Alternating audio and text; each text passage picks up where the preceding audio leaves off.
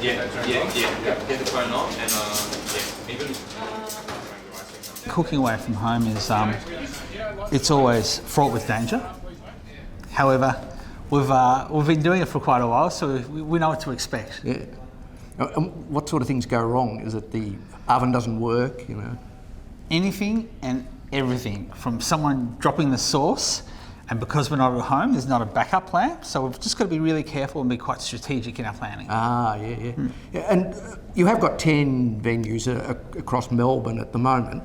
Is there some kind of business model there about how you've grown? It's interesting question because 18 years ago when I opened my first restaurant, I was very happy and satisfied being in the one kitchen, in the one environment. But as I learned my trade, learned how to run a business, and developed what I did and expanded gradually and slowly, I created different layers. And within those layers, I created, I suppose, a lot of career development and opportunities for my management team.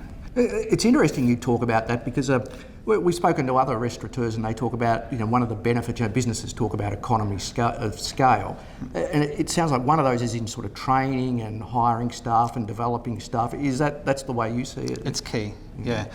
It's not only the food business we're in, we're also in the people business, and that's working with our staff to work with us to deliver our vision, our products consistently. And the only way you can do that is by doing it with the right people. And is there sort of management literature that you read as a restaurateur like that? Oh, there isn't actually. There's not one specific guidebook, and it's like that when you open a restaurant. So when it comes to opening a restaurant, there isn't a guidebook, and I think the only thing we've really got is our gut instinct. Yeah. I shouldn't be saying that. It's a very romantic idea to own and run a restaurant. However, I would have to say it's one of the least romantic businesses to be in, to be honest. Do you plan to sort of broaden it outside of Melbourne and maybe even internationally? I really love the excitement of the idea of operating in another city. However, Sydney would be great, but I really love a city like Tokyo as well. Yeah. Do you get a sense that the restaurant business is different in Singapore, in Tokyo?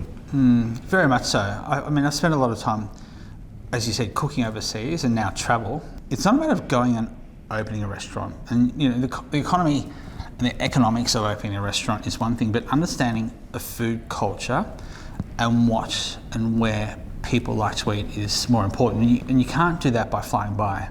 I think you need to spend some time and really explore and understand how people not only eat, but how people use restaurants and what they use them for. It's really interesting because one of the things that's happening at ANZ and that's happening in business around the world is this idea of human-centred design. Like you don't come up with something and say, okay, we'll put this out in the market. You sort of listen to real humans about how they use the product or the service. It sounds exactly like what you've already been doing. You listen to how a culture and consumers want to use your restaurant. Yeah, listening to family and friends and peers, also press, is really important, but the most important person is the customer. And often I find a lot of chefs who slave away in the kitchen for too many years, they forget that they're actually cooking for people outside that door. And it's important to watch and listen, even though it hurts sometimes, to take it on board.